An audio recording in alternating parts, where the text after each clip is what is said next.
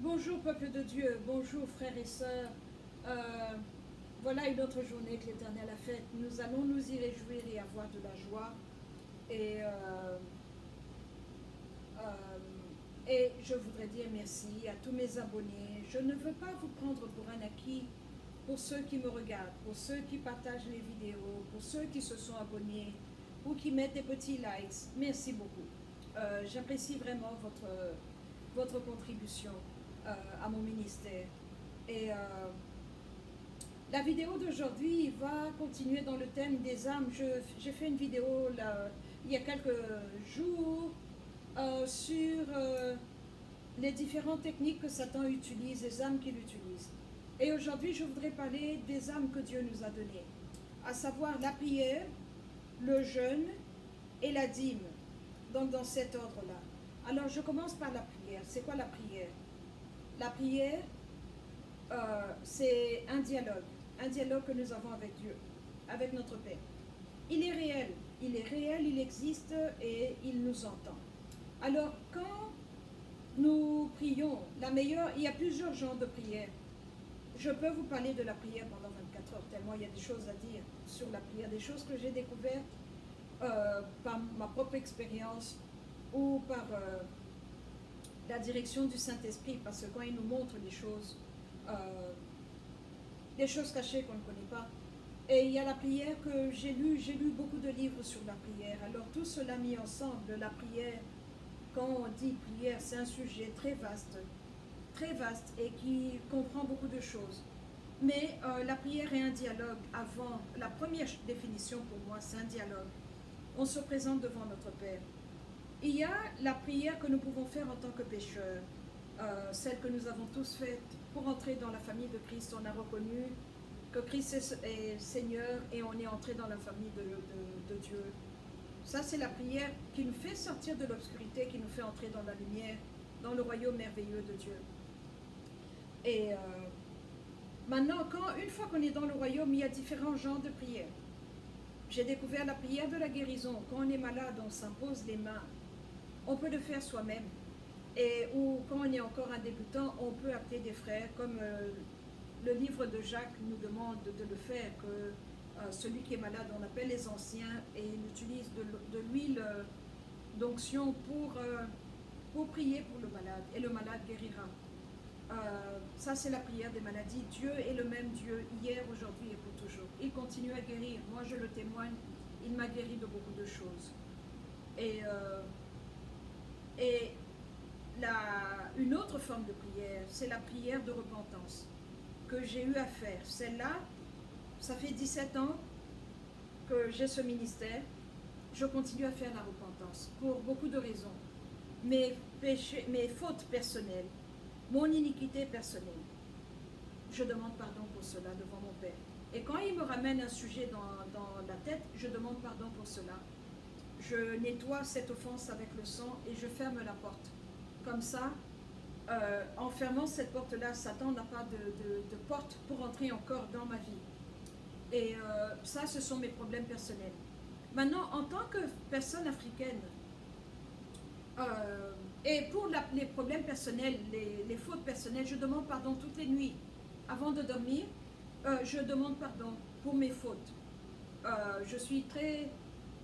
Je ne veux pas laisser quelque chose devenir une pile de problèmes. Il faut enlever ça tous les jours avec le sang. C'est ça qui nous garde propres et qui garde notre tunique d'adoration et de louange propre aussi. Il y a la prière que nous devons tous faire en tant qu'enfants de l'Afrique. Parce que dans notre culture, je n'étais pas là quand mes ancêtres étaient en vie. Donc, mes grands-parents, moi je les ai vus très vieux. Ma grand-mère, je n'ai pas vu mon grand-père. Les parents d'au-dessus, je n'étais pas là, je ne les ai pas vus. Donc, je ne peux pas témoigner et certifier et dire que je sais. Donc, je ne sais pas. La meilleure façon, c'est l'assurance que nous avons, la certitude que nous avons, c'est le sang de l'agneau. C'est de ramener tout le mal, tout le bagage historique et spirituel sous le sang de l'agneau. C'est comme ça que Dieu va commencer à tuer les contrats, parce qu'il y a des contrats qui doivent être tués. Il y a des alliances qui doivent être tuées. Il y a des malédictions qui doivent être tuées. Parce que quand un péché générationnel n'est pas confessé, donc nettoyé par le sang, donc il y a un esprit qui vient se positionner, qui est un partenaire, comme ici, là, ça c'est le problème, et il y a un esprit qui est là, qui veille à ce que le problème continue. Et donc c'est comme ça que ça devient un problème générationnel, de père en fils, et vous avez des gens qui disent, oh, tout le monde a le diabète chez nous. Ah, nous, le diabète, c'est notre maladie. Oh, nous, l'hypertension, c'est notre maladie. Mais ce n'est pas une bonne chose que vous clamez comme étant à vous. Au contraire. Donc, partout, une autre forme de prière que j'ai eu à faire, c'est, j'ai vu la liste des problèmes générationnels qu'on avait du côté de mon père et du côté de ma mère. J'ai fait une liste honnête. J'étais moi-même, c'était pas en public, moi-même. Et maintenant, je me suis mise à genoux devant Dieu. J'ai commencé à demander pardon. Un exemple, pour beaucoup d'Africains, le diabète est un problème. Pour beaucoup d'Africains, l'hypertension est un problème. Alors, je me suis mise à genoux, j'ai demandé pardon. Pardon au Saint-Esprit pour les fautes de mes parents. Et alors, pardon, et je demande au Saint-Esprit d'aller, parce qu'il est le seul qui puisse aller dans le temps, dans le passé, dans le futur, parce qu'il a créé le temps, la ligne du temps, Dieu l'a créé. Et je lui ai demandé d'aller là où le diabète est entré dans la famille, d'aller là où le péché approprié a ouvert la porte au diabète et le diabète est entré. Alors, je ne sais pas en quelle année cela a été, mais je vois que c'est générationnel, ça revient parmi les enfants. Donc, j'ai demandé pardon et j'ai demandé au Saint-Esprit de réparer cela. Et alors maintenant, avec le nom et l'autorité que Christ m'a donnée, parce que je suis une enfant du royaume, je suis venue attacher le démon du diabète, je l'ai attaché, et je lui ai arraché le trône sur lequel il était assis dans la famille. J'ai détruit le trône, et lui, je l'ai emmené au pied de Jésus pour être jugé avant son temps. C'est une autre prière que les Africains doivent faire. Regardez les problèmes que vous avez qui sont générationnel dans votre lignée du côté de papa et du côté de maman. Alors, en faisant cela, donc j'ai commencé à énumérer tous les problèmes que je voyais, les maladies que je voyais. Les tares, par tard, je veux dire, les enfants qui se réveillent un matin, qui disent j'arrête l'école, j'arrête l'université. Mais qu'est-ce que tu vas faire de ta vie? Oh, je trouverai bien, je vais me débrouiller. Ça, c'est un problème. J'ai attaché cela. Le fait qu'il n'y a pas beaucoup de mariages, que les filles se marient mais elles divorcent. J'ai fait la même procédure. Le fait que les filles n'ont pas beaucoup d'enfants, qu'elles ne mettent pas au monde beaucoup d'enfants. J'ai fait la même procédure. Donc, soyez honnête avec vous-même. Regardez votre famille, ouvrez votre famille comme un éventail. Et regardez les problèmes qui vous dérangent. La pauvreté, les gens qui ont du mal à trouver du travail, du mal à garder un travail, la stérilité, les personnes qui n'arrivent pas à concevoir. Donc tout cela est un problème. Parce que Dieu a dit, soyez féconds et multipliez-vous. Donc là où il y a la stérilité, cela ne vient pas de Dieu. Donc c'est comme ça que nous devons procéder. C'est comme ça qu'on nettoie la fondation de notre famille. Et maintenant, parlons de fondation. Puisque partout où est-ce que Christ n'était pas Seigneur, l'iniquité était, alors j'ai demandé au Saint-Esprit d'aller dans notre fondation, là où moi je commence, enlever toutes les briques d'iniquité qui ont été faites par les actions de mes pères et de mes mères, toutes les générations au-dessus de moi, et enlever les briques d'iniquité et les remettre, plaider le sang de Jésus-Christ dessus et remettre une brique de droiture. Parce que en Christ je suis droite. Christ est celui qui m'a justifié, donc je viens demander des briques de droiture pour rebâtir, pour renettoyer, pour restructurer ma structure et pouvoir me tenir debout. Et c'est comme ça qu'on arrive dans l'accomplissement de ce que Christ nous dit, que si vous baptisez votre maison sur le roc, un roc est stable, un roc ne bouge pas, le vent va venir, la pluie va venir, les intempéries vont venir, mais vous êtes stable en Christ, le Rédempteur. Et c'est une prière que j'ai eu à faire. Et maintenant, il y a une autre prière où vous demandez au Saint-Esprit de vous rappeler les choses que vous devez détruire. Détruire dans votre vie, dans la famille. Parce qu'il y a des péchés connectés à vous, que vous avez commis vous-même, je vous en ai déjà parlé. Maintenant, il y a des péchés qui viennent avec le nom africain que nous portons.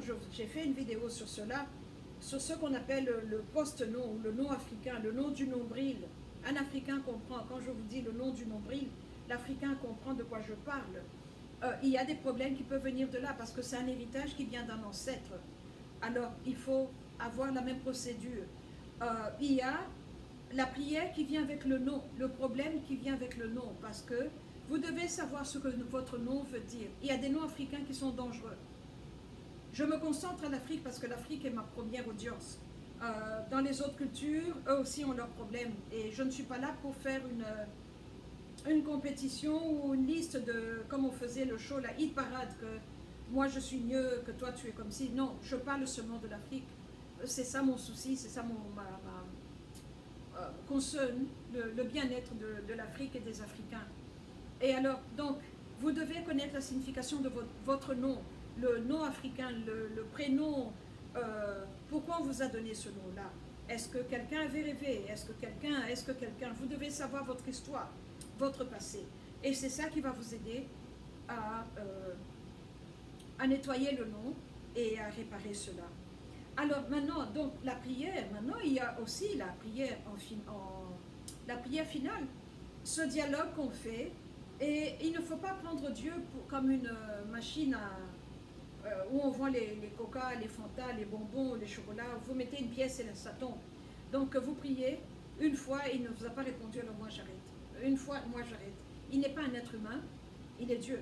Il est esprit, et il est droit, il est juste, et il n'est pas légaliste, mais vos actions ont fait que vous êtes entré dans une pénalité, dans un problème, parce que vous n'avez pas prié sans cesse, vous ne vous êtes pas mis dans les mains de Dieu. Et alors il faut réparer les choses, parce que Satan est légaliste, c'est pour ça qu'on l'appelle l'accusateur des frères. C'est pour ça que vous pouvez entendre quelqu'un qui va, moi j'ai vu Satan m'emmener dans le tribunal plusieurs fois. Je ferai un autre témoignage sur cela. Satan peut vous emmener dans le tribunal, il est l'accusateur des frères.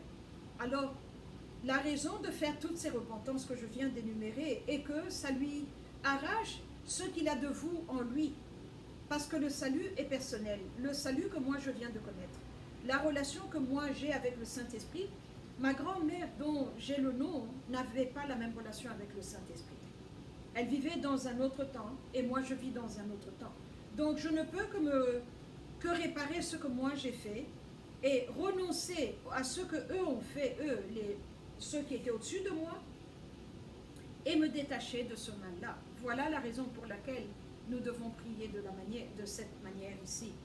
Alors, s'asseoir et juste dire notre Père qui est dans les cieux, ça ne suffit pas. Il faut ce nettoyage, parce que ce nettoyage est une forme de guerre spirituelle. Prier pour la guérison et la délivrance des maladies générationnelles est une autre forme de guerre spirituelle. Et nous devons tous entrer là-dedans pour pouvoir nettoyer nos têtes et enlever cette confusion qui est dans la tête, qui vous empêche de réfléchir et de poser des actes appropriés qui vont vous emmener de l'avant. Donc ça c'est la prière. La deuxième partie, c'est le jeûne. Le jeûne est connecté à la prière. On ne peut pas jeûner sans prier, on ne peut pas prier sans jeûner. Pour moi en tout cas, c'est tout un panoplie que j'ai mis dans ma vie. Et cela m'aide. Et donc, le jeûne, quand le Saint-Esprit est venu frapper à ma porte, il m'avait donné le jeûne de Daniel, 21 jours. Et il m'a demandé de dormir par terre et d'arrêter la viande et toutes ces nourritures belles et bien luxueuses que j'aimais. Et j'ai fait cela. Pendant 2 ans, j'ai dormi par terre. Je ne me vante pas, je vous dis ce que ça m'a pris pour être arrivé ici où je suis. Chacun a son témoignage, chacun a son expérience sur la route de Damas, comme Paul l'a eu quand il était... le Seigneur l'a fait tomber de son cheval et il lui a fermé les yeux. Il a dû jeûner 3 jours. C'était un jeûne forcé. Mais moi, donc, je dormais par terre 21 jours et je mangeais, par exemple, du riz et des légumes seulement. Du riz et des légumes. Et d'ailleurs, j'ai fait exprès, c'était du riz et des épinards. Sans sauce, sans arachides, comme on prépare chez nous avec beaucoup d'arachides dans le légume. C'était vraiment simple et rudimentaire. Je mangeais pour me nourrir, pas pour avoir du bon temps. Et donc, je dormais par terre en même temps. Et évidemment, je ne bois pas d'alcool, je ne fume pas, donc je ne suis pas mariée, il n'y a pas de sexe dans ma vie. Et donc, c'est comme ça que j'ai procédé. Donc, chacun doit savoir et demander au Saint-Esprit quel genre de jeûne est approprié pour votre situation. Mon expérience et mon appel est différent du vôtre, donc de votre appel. Donc, Dieu seul peut vous dire de quoi vous avez besoin. Alors, jusqu'au jour où il m'a donné une récréation pendant 2 ans, je n'ai pas jeûné. Et puis, il y a 3 ans, il m'a dit maintenant, donne-moi la première semaine de chaque mois. Donc, ça fait 3 ans que chaque première semaine de chaque mois, je la donne à Dieu. Je dors par terre. Et là où il te dit 2 semaines, je fais 2 semaines. Là où il te dit 21 jours, je fais 21 jours. Je vais avec ce que lui me dit. Et j'ai remarqué qu'il y a eu des jours où je m'étais fâchée, je me suis dit, bon, j'arrête, c'est trop. Mais l'ennemi qui était devant moi était tellement grand que ce jeûne-là était la clé par laquelle j'ai pu détruire ce mal-là. Donc il faut être vigilant et écouter ce que notre Père nous dit. Alors ça, c'est le jeûne. Et quand vous êtes en jeûne, il faut regarder aussi quels sont les excès que vous avez. J'ai toujours été un peu bizarre, je n'avais pas beaucoup de faiblesse. Il y a des femmes qui vont coucher avec un homme pour pouvoir acheter un sac Louis Vuitton. Il y a des gens qui peuvent aller égorger un bébé pour pouvoir avoir une Mercedes. C'est des faiblesses. Vous devez vous connaître et connaître ce qu'on appelle le tipping point. Jusqu'où est-ce que vous pouvez aller? Parce qu'il y a des gens, on lui dit, on va te donner une Mercedes, va tuer un tel, il va aller le faire. Donc vous devez savoir c'est quoi votre faiblesse. Et moi, je me connais, je n'ai pas beaucoup de faiblesse dans la chair. Et cela m'a beaucoup aidé maintenant, entrer dans les mains du Saint-Esprit, entrer dans le programme du Saint-Esprit parce qu'il est un soldat, il est un Dieu de guerre. Et donc, vous devez vous connaître votre cœur, connaître vos faiblesses et prier et demander à Dieu de vous aider. Là où il y a un problème, donnez-lui le problème et demandez-lui. Dites-lui, Père, je n'aime pas ça, je veux changer, aide-moi. Et il va le faire. Donc le jeûne est très important. Un chrétien qui ne jeûne pas, moi je ne vous fais pas confiance. Vous êtes faible. Et alors maintenant, la dernière partie, c'est la dîme.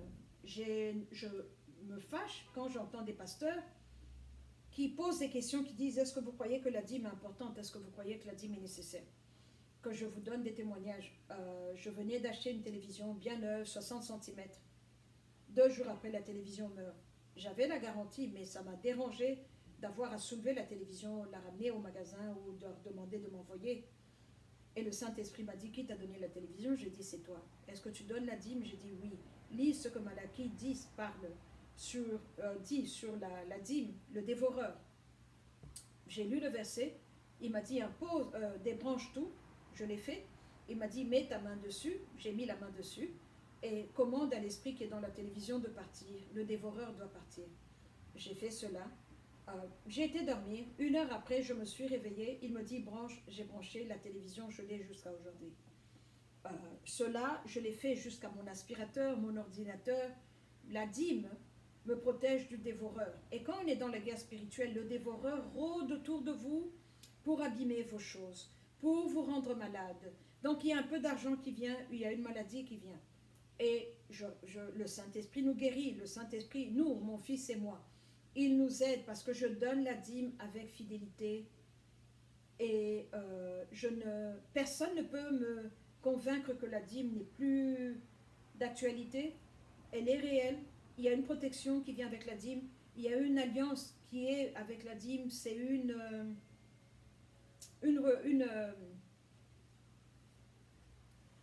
une façon pour moi de faire entrer Dieu dans mes finances.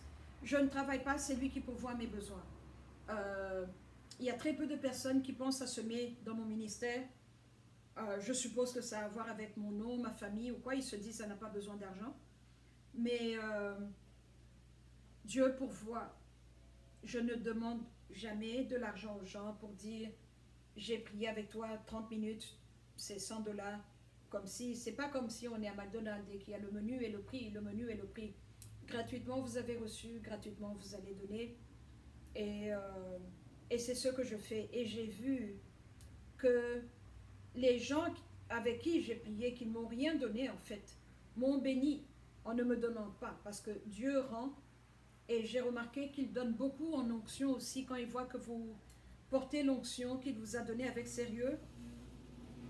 C'est ça qui m'a aidé à aller de l'avant, c'est ça qui a fait que mon onction augmente. Il y a des moments où je lui dis, Saint-Esprit, je crois que ça suffit, je crois que ça suffit, c'est trop. Mais il me donne le sérieux que j'ai, je ne lui fais pas honte. Je ne vais pas quémander aux gens, je ne vais pas dire aux gens, il y a un démon dans ta Mercedes, donne-la-moi. Il y a un démon dans ton frigo, donne-le-moi. Non, je ne le fais pas. Je ne veux pas faire honte à celui qui m'a enrôlé dans l'armée. C'est à lui que je veux plaire, c'est à lui que je veux faire plaisir. Donc, c'est lui qui pourvoit à mes besoins. Vraiment, littéralement, je regarde vers lui pour pourvoir à mes besoins. Je n'ai pas de mari. Mon père est déjà mort. Donc, moi-même, il y a des moments à la fin du mois, je me dis comment est-ce que j'ai fait pour ce mois-ci. Et je lève les mains et je dis, si ce n'était l'Éternel qui était de mon côté, si ce n'était l'Éternel qui était de mon côté. Il est fidèle, il est vivant. Et alors avec ça, ma foi est allée avec, j'ai été de foi en foi, de gloire en gloire, de révélation en révélation et d'onction en onction, parce que je ne demande pas. Et les gens partent et se croient malins, mais justement, en ne me donnant pas, je dépends totalement de lui. Mon allégeance est totalement en lui. Donc, il est le seul à qui je veux plaire. Il est le seul qui est mon souci. Donc, quand il me donne un message pour aller dire, même si c'est un message qui peut être subversif, qui peut causer des problèmes où des gens vont parler, je ne me sens pas concernée puisque personne ne me nourrit. Personne ne me donne. C'est lui qui me donne. C'est lui mon patron, c'est lui qui m'a enrôlé, c'est lui mon human resource, c'est lui mon tout dans tout. Il est mon époux, comme il dit dans Isaïe 54. Donc je me remets totalement en lui. En fait, ça me donne une liberté de mouvement, une liberté de parole et une audace qui vient quand ça tombe en moi-même. Ça me fait peur parce que je suis timide de nature. Mais quand cette chose-là vient en moi, vous pouvez me mettre le président Trump ou la reine d'Angleterre. S'il y a un message, je vais leur dire. Je n'ai plus peur de personne. Je n'ai plus peur de personne. Et j'ai compris qu'en lui, il y a moyen de parler des choses désagréables, des choses vilaines qui dérangent, mais il vous donne les mots appropriés, l'attitude appropriée, et vous pouvez délivrer le message. Donc c'est une liberté qui n'a pas de prix, que je refuse de perdre parce que quelqu'un me nourrit. Personne ne me nourrit et que ça reste comme ça. Et mes yeux sont sur lui, et voilà, je lui rends tout honneur. Donc voilà les trois choses que je voulais. J'ai commencé par la prière, le jeûne et la dîme. Les trois sont très importants. Si vous pouvez les faire, les incorporer dans votre vie, avec sérieux et avec consistance, vous allez voir l'évolution et la croissance en Christ. Ce n'est pas en vain, ce n'est pas une perte de temps, une perte de ressources, bien au contraire. Bien au contraire, je vous assure, je ne peux plus retourner en arrière. Je ne peux plus retourner en arrière parce que il est mon partenaire justement dans la prière, dans le jeûne et dans la dîme. Il est mon partenaire, donc je ne peux plus voir ma vie sans lui. Parce qu'avec cette audace qu'il m'a donnée, c'est ce qu'on appelle en Afrique avoir une grande bouche, non? J'ai une grande bouche, donc je dois, quand je parle, on vient m'attaquer. Le message que j'ai fait hier quand je parlais des prières que j'ai enlevées sur le continent africain avec les couvertures noires des Belges. Je n'ai pas très bien dormi, beaucoup de Blancs sont venus m'attaquer, des personnes à la peau rose qui sont venues m'attaquer. Non, je vous parle d'attaquer, vouloir arracher la chair. Ils essayaient de me manger. Et le verset qui dit que quand les ennemis s'approchent pour dévorer ma chair, ils tombent. C'est réel, je suis encore ici. Ça m'a dérangé, je n'ai pas bien dormi, je suis fatiguée, j'ai sommeil, je vais dormir l'après-midi. Après ça, j'ai vu des gens qui me grondaient en Chiluba, qui me disaient qui t'a demandé de prier pour le Kasaï. Des gens qui étaient moitié chiens, moitié humains, qui me grondaient. D'autres humains avec une tête de chien, d'autres à moitié 50%, 50%. Ils m'insultaient en Chiluba, je ne comprenais pas ce qu'ils disaient, mais je suis encore ici. Et tout ce que je peux dire, c'est que c'est de l'Éternel que ceci est venu, et c'est un prodige à mes yeux. Donc voilà le témoignage aujourd'hui, voilà le message que je voulais partager avec vous. Merci beaucoup.